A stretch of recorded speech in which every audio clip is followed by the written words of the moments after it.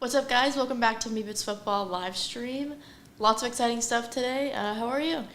I'm good. I feel like I need a little 2-day break between late night games because I'm so tired from our usual sleep schedules. Like go to bed at 8, read for half an hour, go to sleep by 8:30, 9 at the latest, and this has been Monday night beers, Tuesday night beers. There was no beers yesterday, but I just stayed up later. Even without the beers, I haven't had any, and I'm still tired. Yeah, but it's exciting. I mean, it's just good football all around. Yeah. Controversy, fighting on Twitter with randos. Do you partake in that? I love fighting on Twitter. What's your fight right now? Just arguing with Rob from Dragonfly whether the red card that Balogun got is appealable or not. You think they'll appeal it? No, because you can't appeal just to appeal. There has to be a really clear mistake. I think the only appeal that's ever worked is one where somebody got sent out for a foul that was committed on him. They just didn't see it well when it was both people kicking in the air. I feel like, for example, if two defensive players dive for the ball, and they stop it with their hand on and it's a PK, and they red card the wrong one, you could appeal, but it's never an appeal to lower the penalty. Once a red card has been booked, that automatically comes with 1 game suspension, sometimes more games, and that's where you can appeal. So it's down to whether you can appeal or not. I mean, you can call it an appeal you want, but the red card's been booked. There's nothing you can do about it, which is what I was arguing. But anyways, I just think it's really funny because, well, first of all, as we said the other day, I am supportive of the U.S. efforts. Okay. This time around. Yes. And we'll go game by game here in a second. I think we're going to rip some Panini packs at the beginning of the streams, so better luck for us. We're not having the best luck. Honestly, I don't know what it is. I tried to click it. You've clicked it. I've prayed. It's not working. You told me we need to manifest it. Manifest. How do you manifest? How do you manifest a Messi? You just put it in the air, we're gonna get a Messi 101. Do you have to have more intention or just say it? I don't know, because I think we have to manifest it over time. You can't force it, you know. You just gotta be I think we're gonna get it. Yeah. We're gonna nonchalant We're gonna pull a nice 101 today from the Panini packs. I really do think that we're gonna pull one. All right, guys, manifest it with us. We're gonna pull a nice 101 from the packs. And you just gotta be nonchalant about it, whatever. Nonchalant. We expected it. I see. Huh. Okay. Don't put too much bet in it, though. Sometimes it doesn't work. Most times it doesn't work. I've tried to manifest things, they never work. Jude Bellingham, it's not working. Every time you say Jude Bellingham, you smile. Because he's perfect. Oh my God. Clip that and all send it to him. All my TikTok reposts are like him. All right. So, it's a great way to start the show. What do you say, guys? Should we rip some packs? I say we rip 3 packs and then we sell the rest that we have. Maybe to recoup some of our monies here. Do you mind sending me your video? Oh, I haven't shared my video with Sophine. So give me a second here, guys. Just so I can see it. So you can see it. Okay. So while we do that. Maybe that's the problem. Maybe I should just not see it. Oh, you don't want to see it? And then you can be or meh. Nah, I want to see it. Never mind. You want to see it? Yeah. All right. Let me just share my screen with you here real quick. What else? While we do this, what's your plan for the weekend? Where are you watching the games? I know you've been going to see your goalkeeping coach. Mm-hmm. How's what's the plan? I'm going to see my goalkeeping coach tomorrow evening.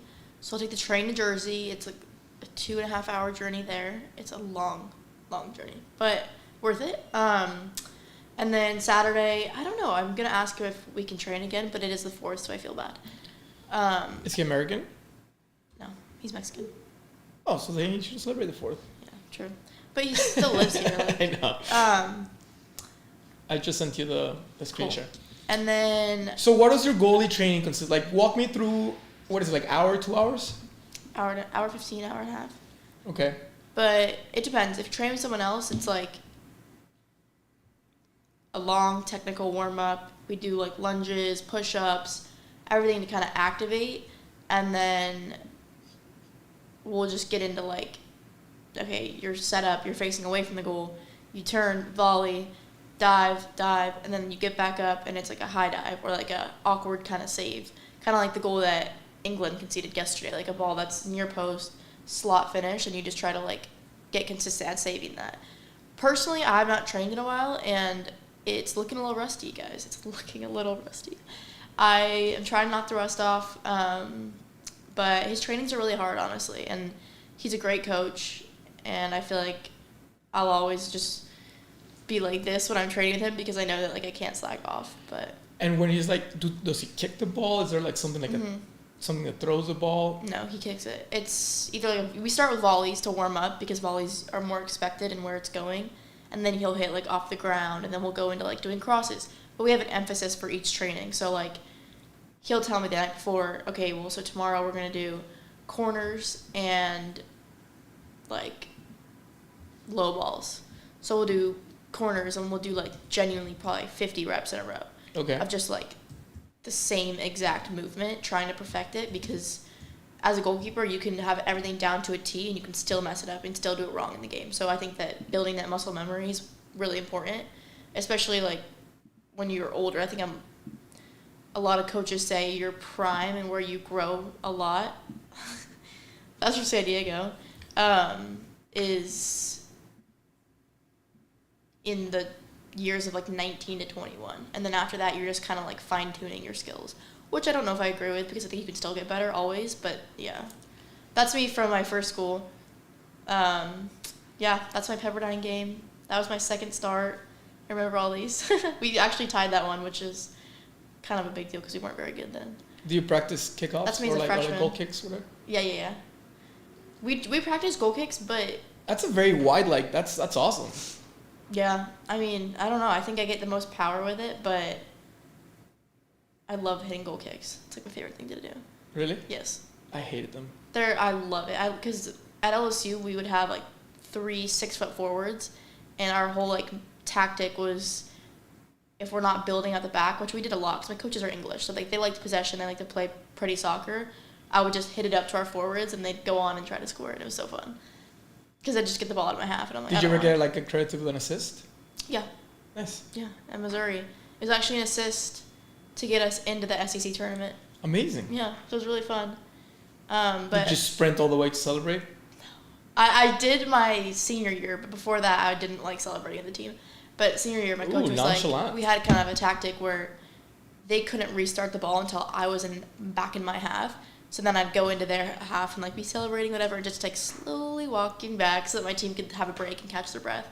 But other than that, like, no, not really. Nice.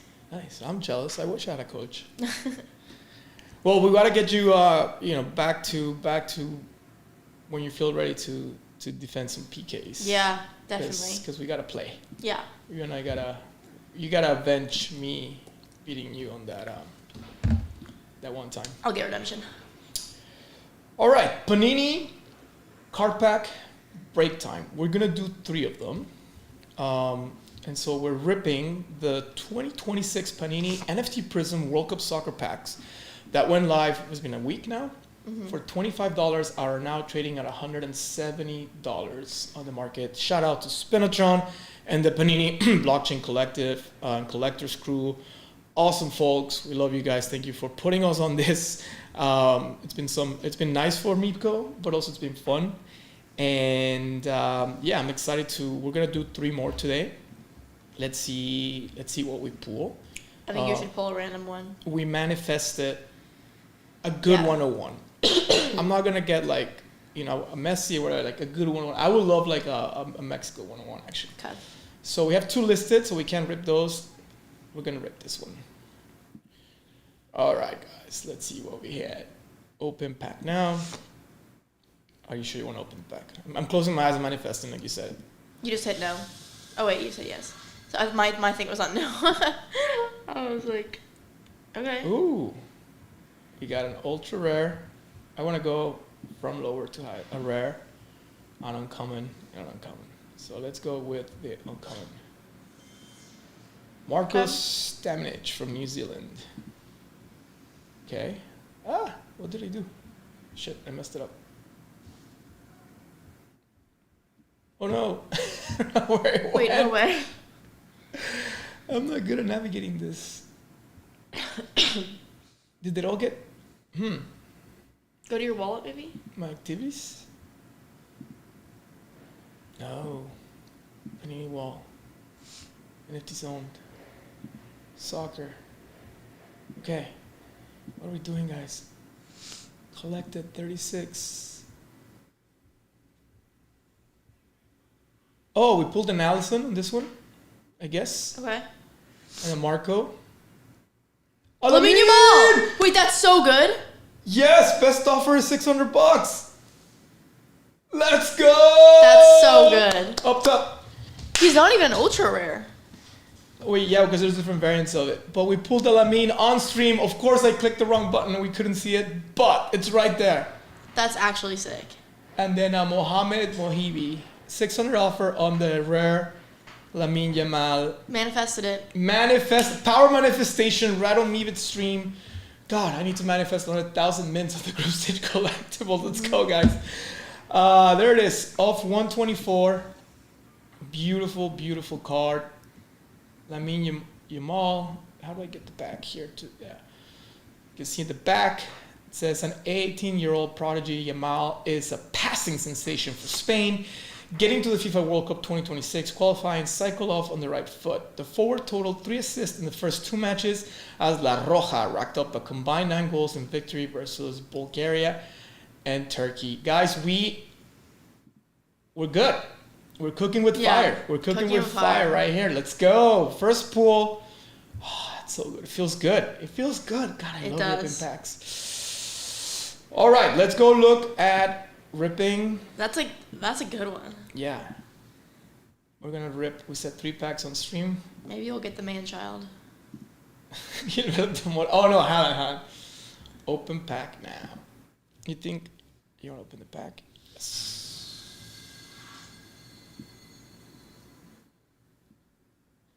Oh, we didn't get any ultra rares on this one. Let's see. Amar Dedek. Okay.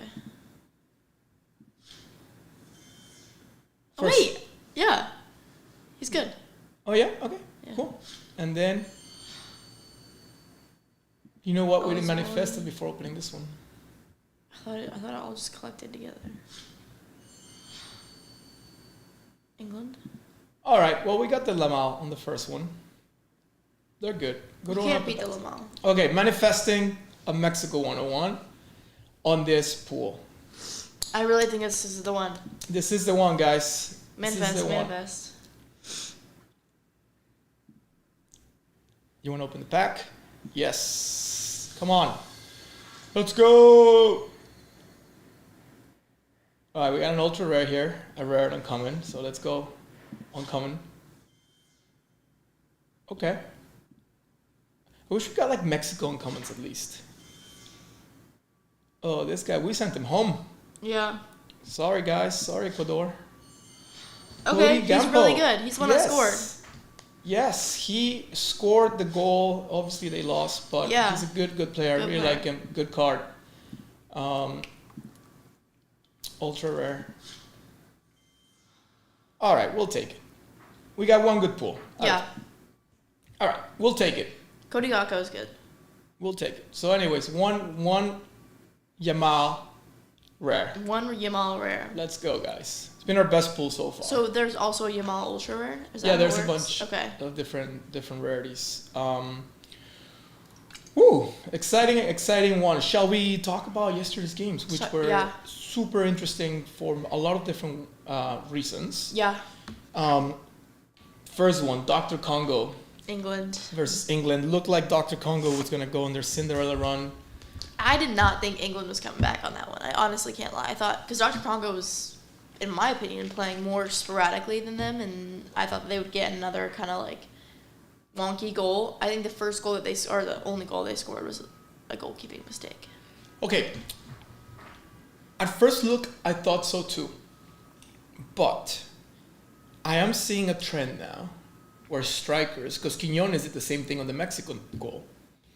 When from that angle, strikers have historically shot across goal. Yeah. Right? Like you're shooting across goal, which if you look at percentage-wise, right? You gotta hit a wider area, but there's also wider range Yeah. for the goalie to stop it, or for one of the defensive players to block it, or for you to miss it.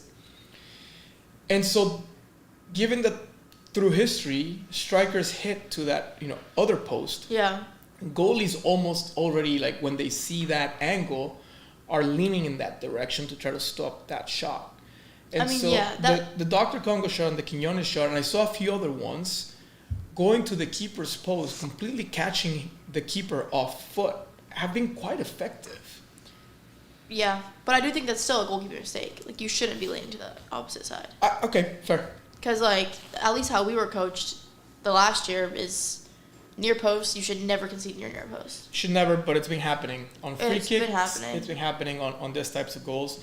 Well, free kicks are harder because there's a wall. Right. So if it goes over the wall, like, but free kicks on the goalie's post. Okay. That should not happen. No. That happened. Like, Argentina scored 2 goals like that. That should never happen. But anyways, England, incredible rally to come back. I think Dr. Congo just ran out of steam. I feel like people don't understand maybe how hard it is to defend for 80 minutes when you have a world-class team just coming at you. Like, even though you're not running, to go attack, you are chasing the ball for... You're kind of on survival mode almost, because, like, that if you make a mistake, if you do anything that's not, like, class, you're gonna get scored on because it's England, and they're gonna capitalize on any moment you give them. Yes, and it's very stressful to be just chasing. Yeah. You're just chasing the ball back and forth. And so, I think England did a really good job at wearing Dr. Congo down. Like, just for contrast, and thinking of the match ahead, right? Like, that's something Ecuador couldn't do to Mexico. Yeah. Even though they were attacking for 45 minutes, they couldn't really break through. Whereas England had a lot of opportunities later on. Terrible mistake by the Dr. Congo goalie, where he just went out, off his line, did not really attack the ball, completely missed it. He missed it with his hand, yeah. And that gave England the opportunity. Again, you can't have mistakes. Yeah. Against a world-class team, somebody like a team that's 4th, 5th highest odds to win the whole thing. Sad for Dr. Congo, but I think good for the tournament. I think they had a good run, and it wouldn't be as exciting to see a Dr. Congo-Mexico game. I think England-Mexico is super fun, and Mexico has a good chance of winning, and I think that it'll be a better game. Yeah, Mexico, England, we'll talk about it at length later on, like coming days, but there is much more history to England playing at Estadio Azteca versus Mexico to be made. Yeah. Than Dr. Congo, and especially because for you guys that don't know, England lost a game 40 years ago to Maradona and his hand of God play, where if you had VAR back then, that would have never been allowed. Yeah. But that pretty much gave Argentina, it was part of their World Cup championship run. We'll talk about the Mexico-England game tomorrow, but for now, I think well-deserved for England, heartbreak for Dr. Congo, but if you're going to play defensively for 75 minutes, you can't have a keeper mistake. It's got to be 90. And then they had 1 or 2 shots that they, again, if you're going to play like that, you got to put him on goal. Yeah. Kane doing Kane things. He's, I don't think people talk about him as much as Mbappe. He has as much goals as Mbappe now. Yeah, another brace. That's insane. And knockouts. I mean, you look and everybody's like, "Oh, he's Cristiano Ronaldo." Cristiano Ronaldo has never scored in a World Cup knockout match in 6 World Cups that he's played. Obviously, he's playing later, but like that compared to Harry, assisted. Yeah, and compare that to Harry, who put up 2 yesterday to put his team through. Scoring 2 goals in 15 minutes. Like, it's just incredible performance, and we're watching some of the best, most amazing play for him personally, but also I think for England. And I'm excited for Sunday. And obviously, we'll talk a lot about Mexico at England. But before that, another exciting game and another last-minute goal in the knockout stage of this World Cup. This game was crazy. Belgium and Senegal. Senegal went up 2-0, and then Belgium ended up scoring to kind of get closer to equalizing. Then they equalized, and then they scored a PK in the 125th minute, which was the latest goal ever scored in the World Cup. And it was a PK, and it was a great PK, but really, really upsetting for Senegal, I would say. Upsetting because they gave up 2 last-minute goals, right? Yeah. The second goal to tie in 89th in regulation. The PK, controversial. I feel like European sides have had very clear advantage on calls versus African teams. Mm-hmm. Both Senegal this time around and Ghana in the group stage versus England twice. But unfortunately, that's football sometimes. Yeah. You could make an argument that it was a PK. There was definitely interference with the striker's foot. And it's really just like who's looking at it. It's part of the game. I don't think it was a mistake. I think it's a very strict call. It's very circumstantial, but it is the right call. And God, it's the best PK shot I've seen so far this World Cup. It was phenomenal. Nobody stopped. No. Superman, Jesus Christ is not stopping that PK. No. Like, it was just perfectly positioned, perfectly taken. None of the little running up and bullshit. I hate that. Yeah. I will say, and their coach was so happy when they scored that it made me happy for them. I was like, I don't know who I wanted to win. I think I was kind of indifferent because I think Senegal would had a great run if they won too, because they're very good, and the goals they scored were phenomenal. But I don't know. I think the Belgian coach celebrating was so fun to watch. Now Belgium versus the U.S. coming up next. I think U.S. is in a good spot. Yeah. Well, talking about the U.S., that was very our good match. Third game of the day. Great match.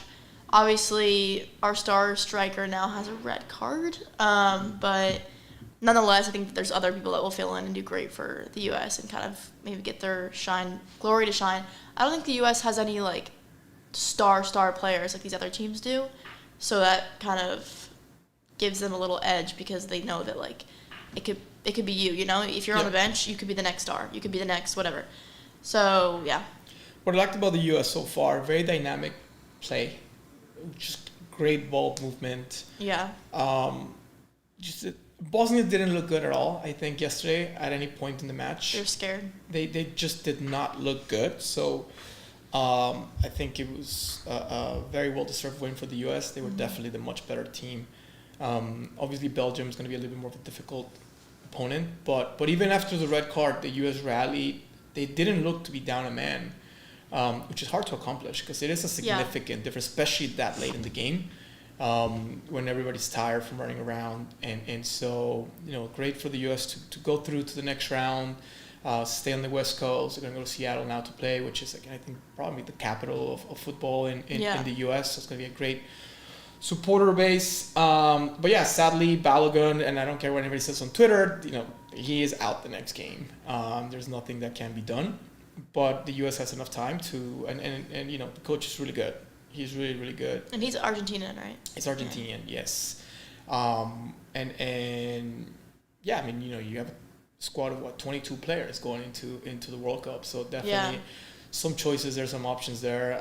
Pulisic looked to be back to full health. Mm-hmm. You know, he looked pretty good. He didn't take any shots, I don't remember. I think he did his job well. I don't know if he did anything crazy, but that's not realistic for his... Right, but he had some good mobility. Like, he was, like, really dribbling well, like, which you would be worried about if, you know, obviously he's not a striker. Yeah. But sometimes, like, strikers do play when they have come back from injury and they're a little bit more stationary. They're just looking for, like, you know, a header or something. He was really creating plays, moving around the field well. Like, he looked fine. So that's good news. Obviously, you know, you lose Balogun, but I think also, you know, the U.S. soccer team, I mean, with that second goal, Tillman was just a very world-class shot that just speaks volumes as to how far the U.S. has come. Because that was a beautiful shot. That was like the best goal I've seen. I think the Bosnian wall could have done a little bit better job at jumping. But the way that he placed that is he placed it beautifully, yeah. It wasn't like Messi level. Respect. No, but it was good enough to score. Yeah, exactly. So, yeah. No, it was...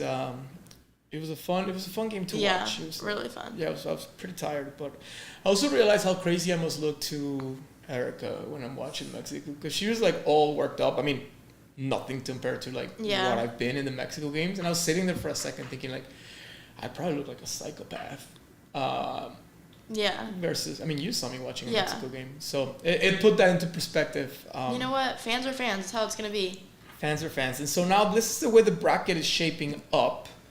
I'm gonna zoom in here a little bit as much as I can. So Paraguay versus France. I mean, that had been decided a while back. Canada, Morocco been decided a while back.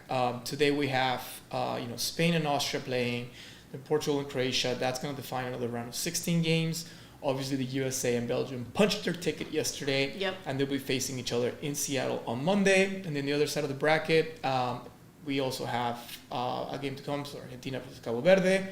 I think that's tomorrow. Australia versus Egypt. The winners of those two matches will face each other, which just seems like a gift to Argentina. Yeah. And then Switzerland versus Algeria and Colombia versus Ghana. I think the Colombia versus Ghana game is going to be super interesting because underrated teams, I think, versus like what people always expect. Yeah. And on top of that bracket, obviously we've had Brazil, Norway scheduled for a while, and then Mexico now knows that we're going to face England on Sunday at Estadio Azteca, and yeah, I cannot wait. Honestly, it's gonna be a fun game. Talking about can we talk a little bit about Mexico and how, to your point, crazy fans? Yeah. So got some videos for you guys. This is the Mexico fan base the other night after the win. This is how we do it in Mexico.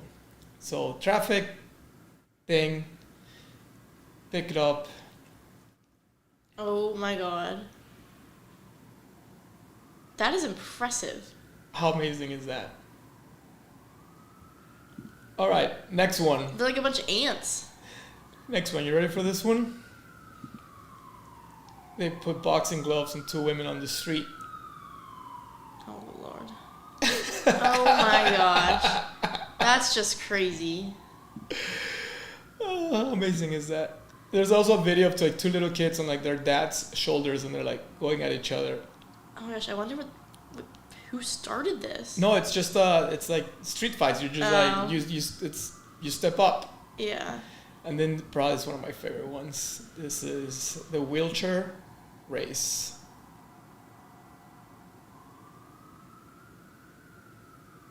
They drew a line. Oh my gosh. What are they spraying on them? Oh, it's like that foam that people use at parties. It's become a thing in Mexico for these things. Like everybody has it. It's everywhere.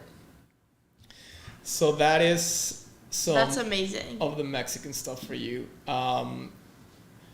Cool. So what else do we have today on the?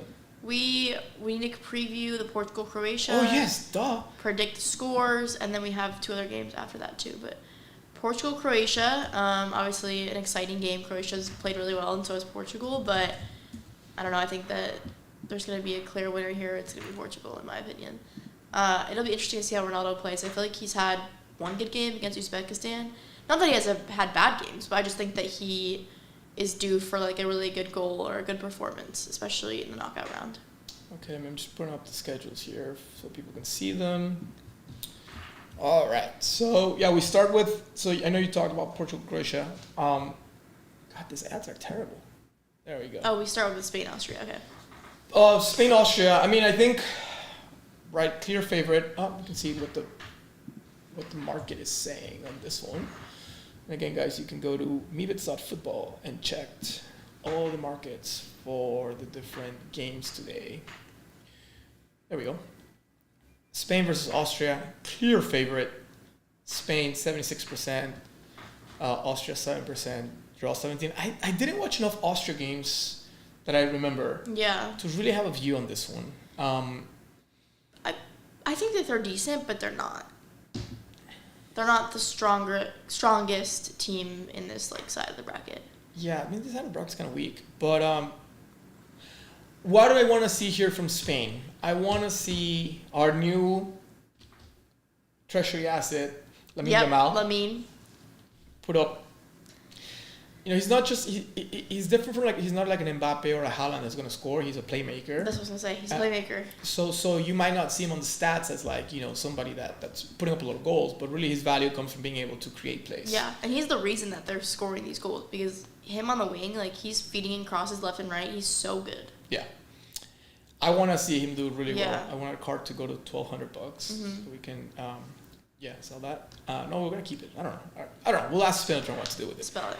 And Austria, I guess, they just have to play like a Cape Verde style game. Yeah. Where it's it's when it's so lopsided, it's hard to take it to them, because when you're facing somebody like Yamal, and obviously Spain has a lot of other really good players, but let's just focus on Lamine here for a second.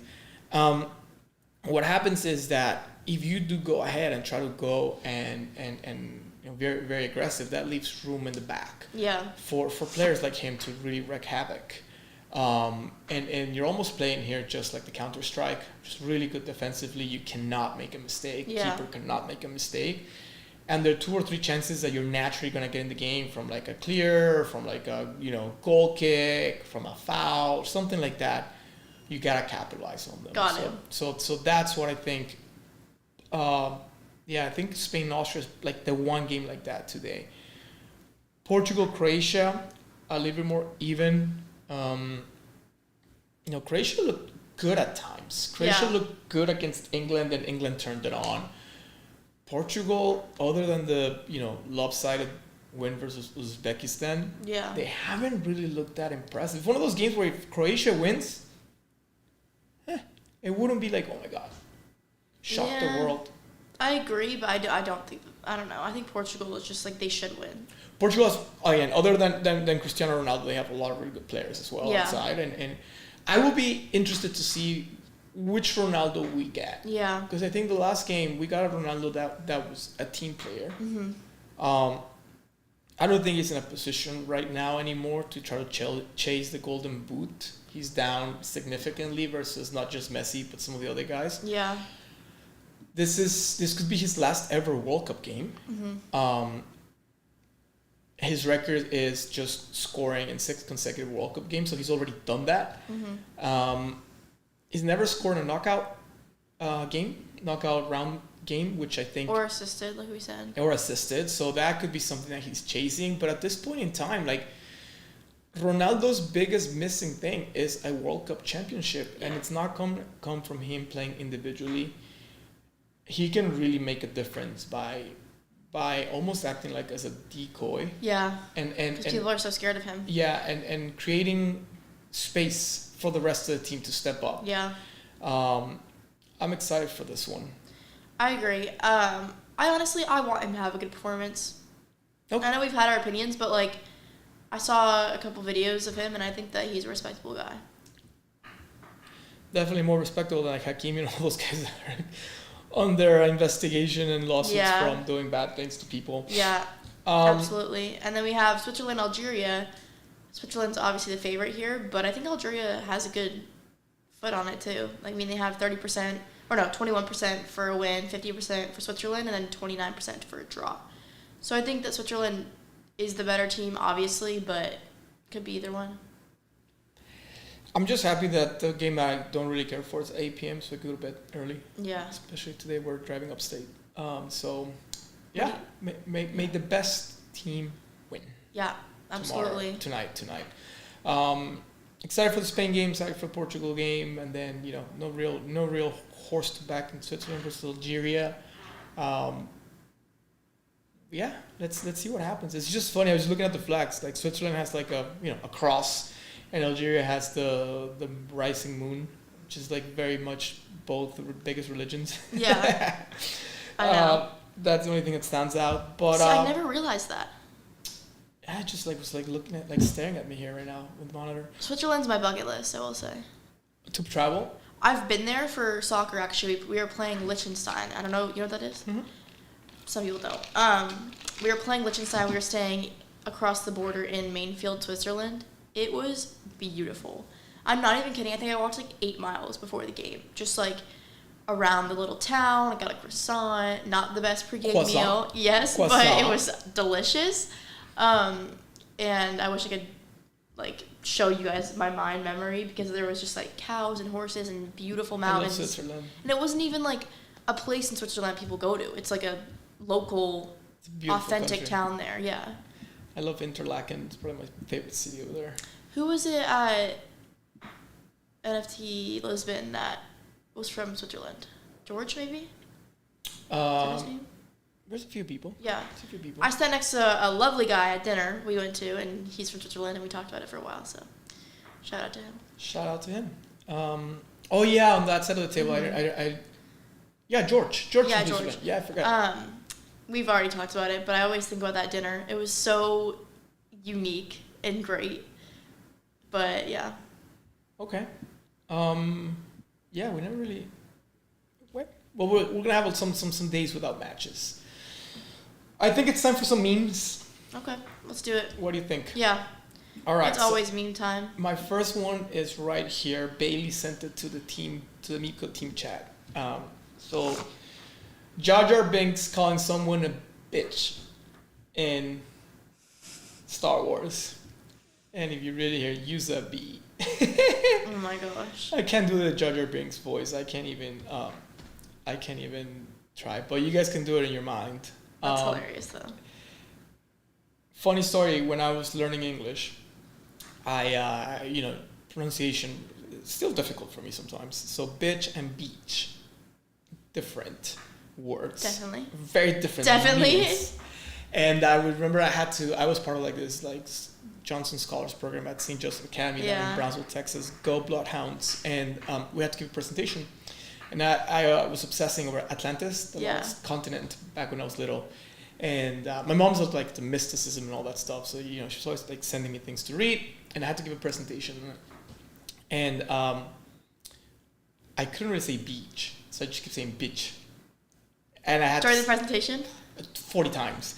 And I didn't know why everyone was like, it was like parents and administration and guests. And everybody was just like trying their best not to laugh every time I said, so then the bitch. I wish it was video. We went to the most beautiful bitch. Exactly. Yeah. All right, what about this one? Greg, who's a funny meme account, they should have pulled this move on the red hand and the red card. That's awesome. Are you an Uno player? I am. We really enjoy Uno back when Erica goes to Mexico to visit. My family doesn't really speak English that well. So my sister does. Yeah. But my parents and so on, and my mom's husband, for example, no English at all. And so when we do play games is like Uno, because obviously it's just numbers. Also, my little nieces know how to play it, and it's going to be it's a fun game. It's one of those games that we always play at like family game night. My mom wants us to learn Mahjong. I don't know if you heard of that. Yes, we talked about it at the Lisbon dinner, but you were on the other side of the table. Oh, really? Yeah. I thought we talked about it before. But no, it's so complicated, and her Mother's Day wish was for us to learn it, and then we all were like, no, we can't do it. Benny says he's really good. Apparently, he had some crazy story about playing in China with a bunch of older ladies. All right, this one for Sunday. See you on Sunday, England. That's hilarious. Well, the Spanish did beat us, so hopefully we don't suffer the same fate. I think that's all the memes I have for today. Can we talk about real quick here? And I stopped sharing the screen now, but England versus Mexico. We'll get more into the statistics and stuff tomorrow, but it's been something on top of my mind. Did you ever play at altitude? Because that's the biggest pushback that I've gotten about. So Mexico City, Estadio Azteca has been a fortress for Mexico. Our record is like 80 wins, 10 draws, and 2 losses. Yeah. In official gameplay, we lost a couple of friendlies here and there. It's at, 5,800 feet of elevation, which is 2,000 feet higher than Denver. And some people are saying, well, that shouldn't really be a factor. But I believe it's a factor. They also are pushing back. They're like, if you look at Mexico's record, you're beating Costa Rica, Salvador, Jamaica. That's because we play in CONCACAF, and those are the teams that have to come play in Mexico, right? Like, no European powerhouse team is like, hey, let me go play Mexico City. And I think part of that is because they don't want to, because they're like, that altitude takes time to like your body takes time Yeah. to adjust to altitude. Like, what's your experience been with altitude? My first college game was actually in Colorado against Boulder, and it was at really high altitude. I mean, that's in the mountains, like mountains. I think it obviously makes a difference, but these teams know and they expect it and they're training for it. Like, the level of technology and preparation that these national teams go through is, I don't think that it'll really affect them. But you really can't get your body to get used to the altitude in like overnight. No. You have to be there for like at least 4 or 5 days. Yeah, I would say like Because Mexico City is 3 days. It's 2,000 feet higher than Boulder. Okay. So Boulder and Denver are about the same. Yeah. Yeah, I think. Listen, I'm not very fit right now, but when I was like really hardcore into triathlon back in the day, like 12 years ago, and I was really, really fit. Like, I ran a 124 half marathon without training for it. Yeah. Like, I was in a really good shape, and going to Mexico City to visit my family, and then going for like my runs, like I felt it. Yeah. I actually felt it. Like, did it get me, to run 2 minutes slower per mile? No, but at a high intensity match like that, where not only are you playing, like, even if English players play at 95% of their capacity, if you multiply that 11 times, right, you already have a team that's playing a lot lower capacity than it could because of the altitude. Yeah. And then you have 80,000 fans cheering. Like, that, I think, does it have to get into every English player's heads? No. But it can disrupt play enough to where, again, it's one of those games where like a mistake could be costly. That's the end of your World Cup journey. And so, yeah, do I think that playing in Mexico City automatically gives Mexico the win? No, of course not. But do I think that it is a clear advantage? Yes. Yes. Being the home team is always a clear advantage. But I do think that, and honestly, we'll go into it tomorrow, but like my prediction is always going to be Mexico, because I love England right now. I think that their vibe is fun. Oasis is cool. But like, Mexico just has the edge. They have the home game. They have the altitude in their favor. They have the fan base in their favor by landslide, obviously, with what we've seen in the memes and everything. So I think that'll be a really fun game. Yeah, and they haven't had to travel. No. I mean, they went to Guadalajara for the second group thing, Mexico. but that's in Mexico. It's an hour flight. Easy money. Whereas, do they charter or do they just? Yeah, charter. Yeah. Every team is chartering. Where did England play yesterday? Was it Houston? Atlanta. Yeah, so that's another 4-hour flight that they had to do. Yeah, and Atlanta's, I forget, they're not going to the airport. Royalty, but no, Atlanta's a pretty hot and muggy place. I can't imagine they're getting fed very well there. Maybe they are, but the food is not the cleanest in the South. Right, so the English coach literally is on the tape on ESPN saying it is impossible for England to adapt to the altitude ahead of Sunday's clash with Mexico. So he said that? Yeah. Interesting. Why would you say that?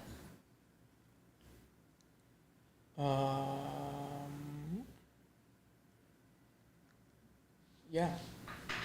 It's not to mention the altitude will be, of course, a big disadvantage because we cannot physically adapt to it in 4 days. It is impossible. But we're ready for that. We need it maybe. Then he says we have the ideal platform now to genuinely believe that we are ready for that. Huh.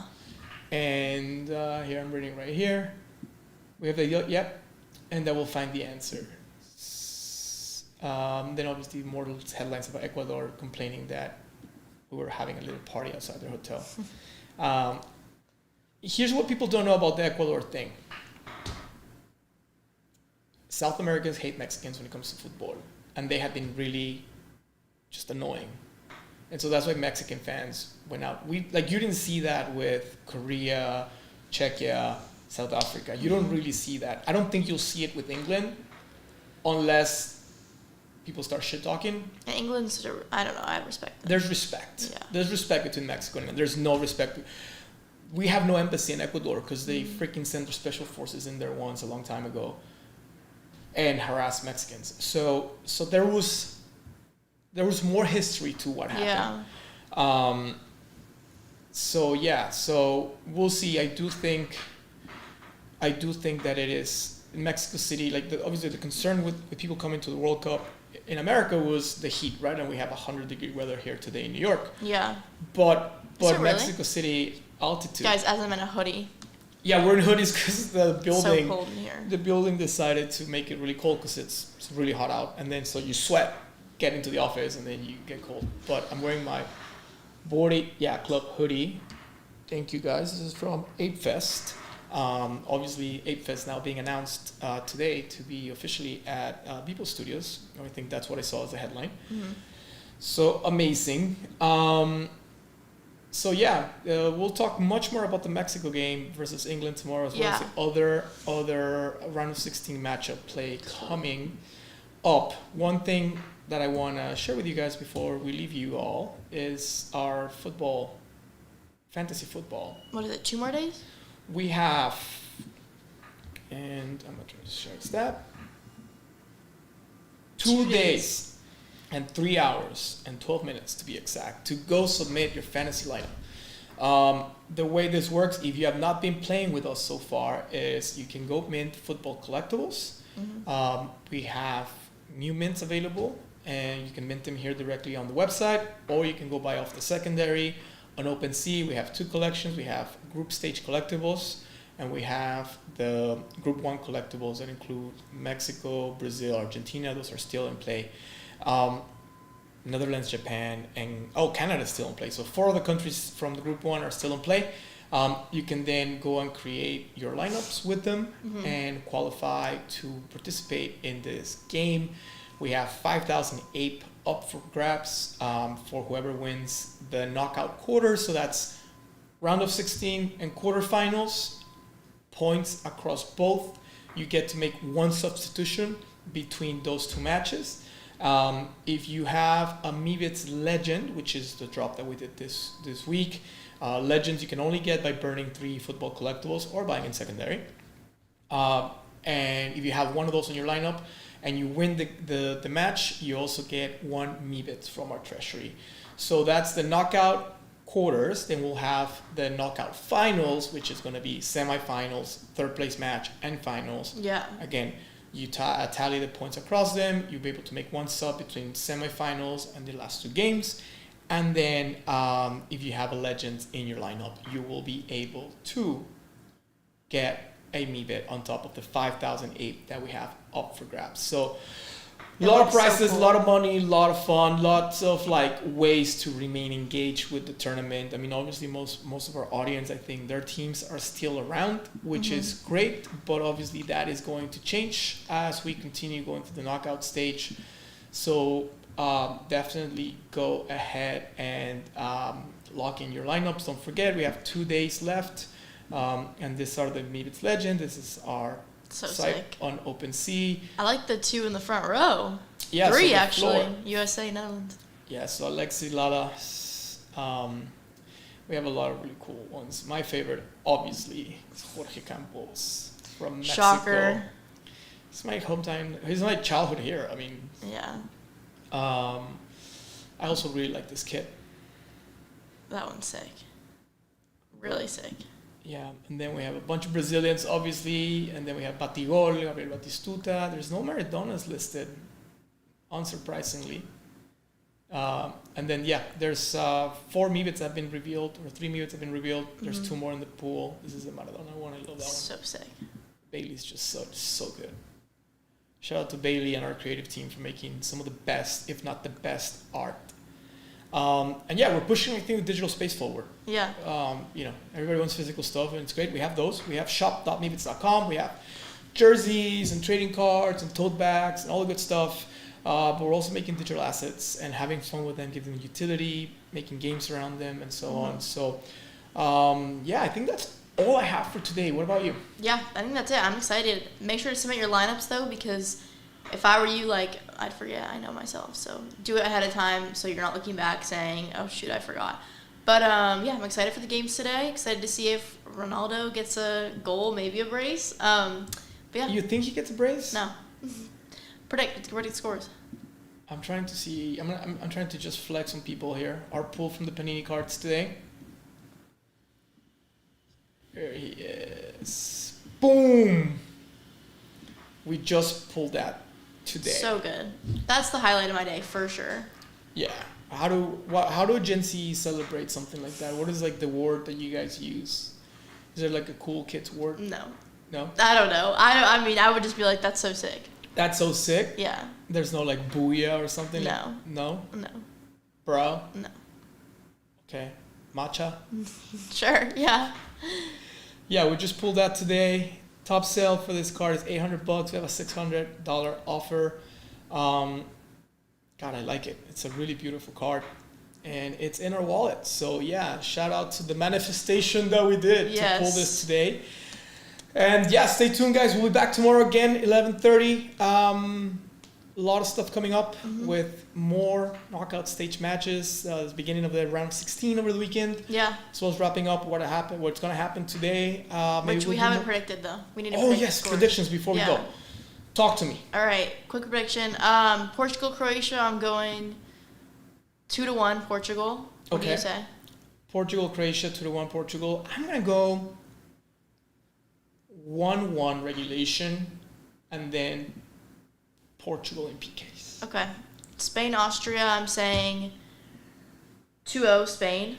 3-0. I think our boy... now I'm actually... I really didn't care too much for Lamine, to be honest, before this, but now that we have the card, cheering for our boy. Got to. Yeah.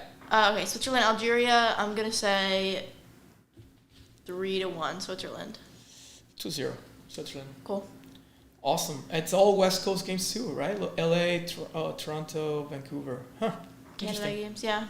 Right. Well, thank you guys so much for tuning in today. And we're very, very excited to continue to see those lineups coming. Yep. And to see what y'all pull from Panini packs and from Legends packs. Shout out Lamine. And yeah, we'll see you all tomorrow. See you tomorrow.